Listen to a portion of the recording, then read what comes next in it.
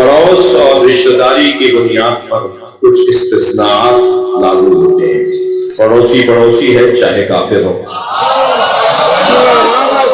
رشتہ دار ہے چاہے عقیدے کا خراب ہو۔ لہذا صلہ رحمی اور پڑوس ہمسائیگی یہ دو چیزیں ایسی ہیں جو انسان کے ہاتھ باندھ۔ اللہ کی نہ کسی سے رشتہ داری ہے، نہ اللہ کا کسی سے پڑوس ہے۔ رشتہ داری نہیں ہے، کہہ دیا لم یلد ولم یولد۔ پڑوس نہیں ہے، کہہ دیا علی کل شیء محیط، وہ ہر جگہ پر ہے، کسی ایک جگہ پر نہیں ہے۔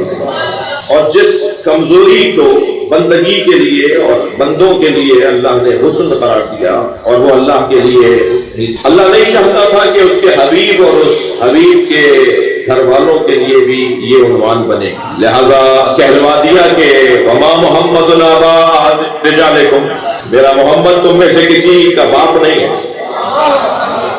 جب یہ آیت نازل ہوئی تو جناب زہرا نے پہلی مرتبہ یا رسول اللہ کہہ کر سلام کیا،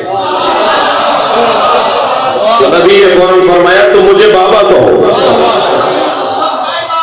اب یہاں اللہ کہہ رہا ہے یہ کسی کے باپ نہیں ہے، مشاہدہ کہہ رہا ہے کہ وابنانا وابناکم،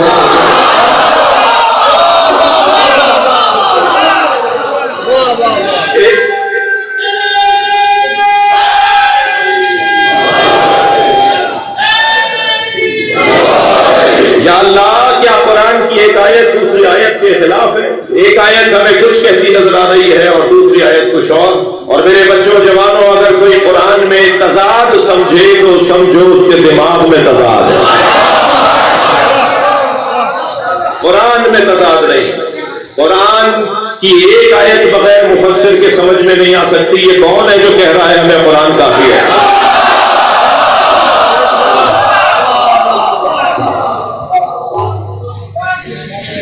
ایک جانب مشاہدہ اور ایک جانب قرآن کیا ہے، تو کیسے حل کریں گے اس مسئلے کو؟ الجھن تو ڈال دی میں نے بچوں کے دماغ میں، اس الجھن کو دور کرنا بھی اسی ممبر کا کام ہے۔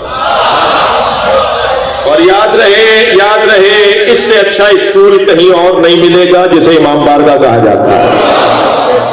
دنیا کے تعلیمی ادارے تنگ ہیں، حیران ہیں، پریشان ہیں کہ ایسا بھی کوئی تعلیمی نظام ہوگا جہاں یہ چھوٹا سا بچہ بھی سیکھنے آیا ہے، وہ عالم دین بھی کچھ لینے آیا ہے، یہ ڈاکٹر بھی بیٹھے ہیں اور انجینئر بھی بیٹھے ہیں اور ککڑی بیچنے والا بھی بیٹھا ہے اور جوتیاں بنانے والے بھی بیٹھا ہے، فیکٹری کا مالک بھی ہے اور اس کے نوکر بھی ہے۔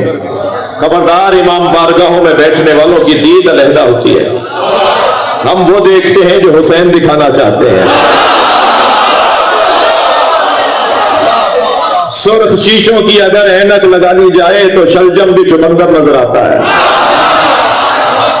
ہم اس مجلس میں اس لیے آتے ہیں کہ ہماری دید روشن ہو جائے، ہماری اینک صحیح نمبروں کی ہو جائے۔ میں ایک جگہ سے گزر رہا تھا، راستے میں سانپ بیٹھا ہوا تھا، میرے بڑھتے ہوئے قدم رک گئے، سوچنے لگا موذی ہے، حملہ کرے گا۔ ابھی کھڑا سوچ رہا تھا کہ کچھ لوگوں نے تبصرے شروع کر دیے، دیکھو مولانا کو بڑی شجاعت کی باتیں کرتے ہیں اور سانپ سے ڈر رہے ہیں۔ اب میں سوچنے لگا ان کے چڑھانے میں آؤں یا عقل مندی کا ثبوت دوں۔ جی بہت سارے لوگ چڑھانے کے بعد غائب بھی ہو جاتے ہیں۔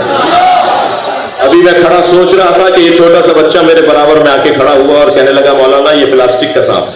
جیسے ہی مجھے معلوم ہوا پلاسٹک کا سانپ ہے، میں نے اس پہ پیر رکھا، اسے کچلتا ہوا چلا گیا۔ معلوم یہ ہوا جب حقائق روشن ہو جاتے ہیں تو اقدامات بھی تبدیل ہو جاتے ہیں۔ ساری دنیا جس عزیز سے ڈر رہی تھی، حسین اس کی حقیقت کو جانتے تھے۔ صلوات پڑھیں محمد و آل محمد۔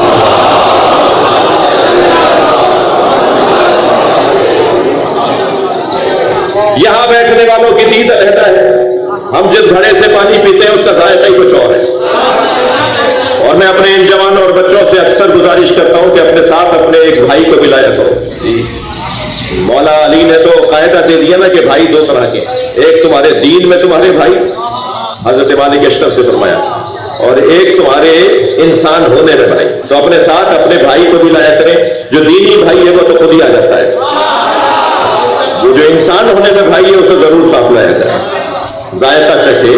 جس نے کچی پکی نہ پڑھی اسے میٹرک کی باتیں کیسے سمجھ میں آئیں گی؟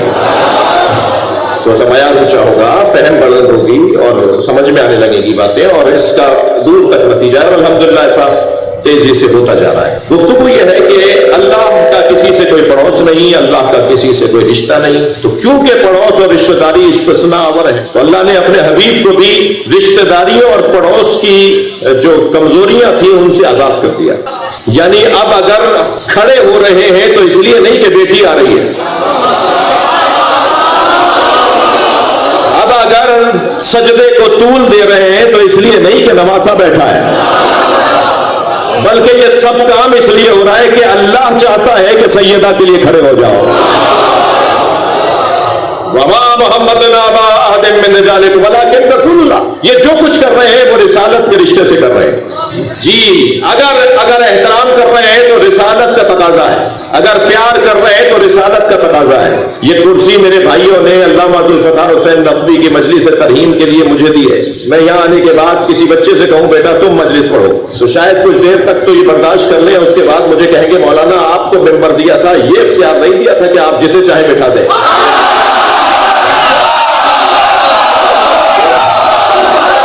یہ جس کرسی پہ نبی بیٹھے تھے وہ نبی کی کرسی ہے، اب اگر اس کرسی پہ سیدہ کو بٹھا رہے ہیں.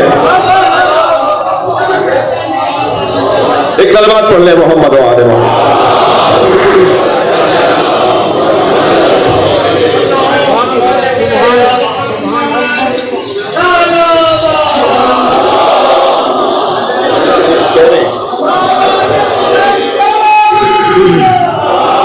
باہر سے آواز نہیں ہے،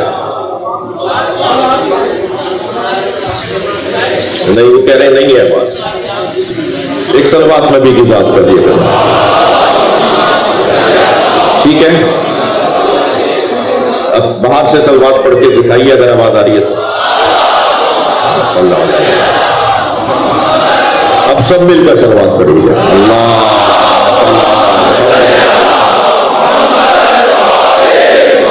اور اللہ کا نظام ہے کہ جب وہ کوئی آیت اٹھاتا ہے تو یا اس جیسی لاتا ہے یا اس سے اچھی لاتا ہے. مایوس ہونے والے کو تو شیعہ کہا ہی نہیں جاتا. ہم مایوس نہیں ہیں، ہم اور آپ نہیں تھے، عزاداری تھی. ہم نہیں رہیں گے، عزاداری رہے گی. خبردار اس بنیاد پر نہ کوئی بانی تکبر کرے اور نہ کوئی خطیب متکبر بنے، بلکہ مولا کا شکر ادا کرے کہ عزت عطا کی ہے ممبر پہ بیٹھنے کی. اسی لباس میں پھرتا ہوں اور اس کا مطلب یہی ہے کہ کسی طرح اچھی ترجمانی کی جا سکے. اور ہر سفر میں کوئی نہ کوئی برابر میں آ کے بیٹھتا ہے اور کہتا ہے اب شیعہ مولوی ہیں آپ سے سوال کر لوں، تو میں پہلا جواب تو یہ دیتا ہوں کہ میں پہن کے اس لیے پھر رہا ہوں کہ آپ سوال کر رہے ہیں. ہم سے ہمارے بارے میں نہیں پوچھتے اور خود سے طے کر لیتے ہیں. کالے کپڑے میں پہنتا ہوں، تشریح کوئی اور کرتا ہے. میں بتاؤں گا نا کہ میں کیوں پہنتا ہوں. کہ ماتم میں کرتا ہوں، جوابات کوئی اور دے رہا ہے تو ہم جواب دیں گے کہ ماتم ہم کیوں کرتے ہیں. یا علی مدد میں بولتا ہوں، جو بولتے نہیں ہیں وہ کہہ رہے ہیں کہ شرک ہے. دلیل تو مجھ سے مانگی جائے.